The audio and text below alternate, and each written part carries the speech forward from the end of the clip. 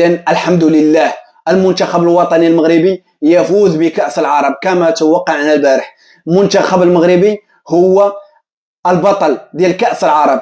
مبروك ومبروك وألف مبروك لجميع لعابة المنتخب الوطني المغربي وطارق السكيتيوي، ومبروك للجماهير المغربية. هذه فرحة مستحقة داخل الملعب، مباراة ملحمية، مباراة ماراثونية. تبارك الله ما شاء الله، شنا تركيز عالي وعالي جدا من لعابة المنتخب الوطني المغربي اللي كيخرجوا مباراة ماراثونية مشات فيها للأشواط، وكيتغلب المنتخب الوطني المغربي على المنتخب الأردني. وكان رجل المباراة وكان رجل الحاسم هو عبد الرزاق حمد الله، اللي كان عليه بزاف الانتقادات. اليوم كيفرح الجماهير المغربية وكيتصالح مع الجماهير المغربية.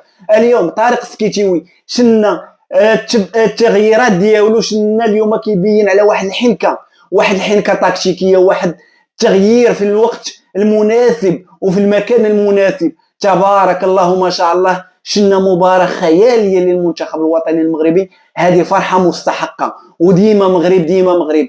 المغاربة ما بقوش كيشرفوا غير الكرة المغربية، ولاو كيفوزوا بالألقاب العالمية والقارية والإفريقية. تبارك الله ما شاء الله، هذه فرحة، وهذه فرحة نستحقوها حنايا كجمهور مغربي. لهذا كنقول أيه مغربي، أيتها واحد مغربي، أيتها بنت مغربية، فرحوا بالمنتخب الوطني المغربي. هذه فرحة مستحقة، لقب عن جدارة واستحقاق، كتفوزوا بلقب كأس العرب. تبارك الله ما شاء الله، مبروك للجميع، جميع لعابة المنتخب الوطني المغربي، خطاف يوسف حجي، طارق سكيتيوي، كاع جنود الخفاء ديال المنتخب الوطني المغربي. ومبروك للابطال، مبروك الابطال ديال اللعابه ديال المنتخب الوطني المغربي، اللي هي اليوم دخلوا علينا واحد الفرحه. تبارك الله ما شاء الله، راه فرحه جميله بزاف. اليوم كنا سعيدين بالمنتخب الوطني المغربي اللي كيهز كأس العرب. هذا افتخار واعتزاز بالمنتخب الوطني المغربي.